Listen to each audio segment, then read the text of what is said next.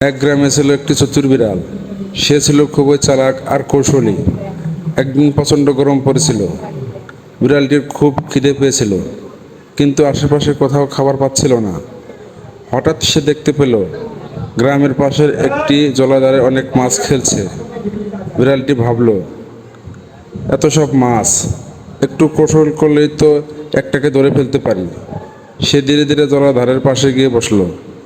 তারপর জল দেখার ভান করে একেবারে নীরব হয়ে রইল।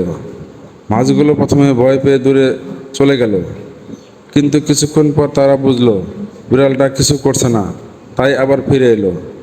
বিড়ালটি খুব সতর্কতার সাথে এক পা সামনের দিকে বাড়ালো।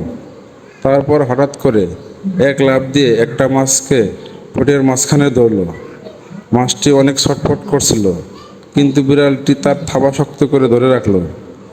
খুশিতে বিড়াল বলল, এই গরমে ঠান্ডা জলে দাঁড়িয়ে থাকা আর সঙ্গে একটা টাটকা মাছ, আহ, এমন সুযোগ রোজ আসে না। তারপর সে একটা গাছের ছায়ায় গিয়ে বসে আরামে মাছটি খেয়ে নিল। সেদিন থেকে সে প্রায় জলাধারের পাশে গিয়ে বসে থাকতো মাছ ধরার আশায়।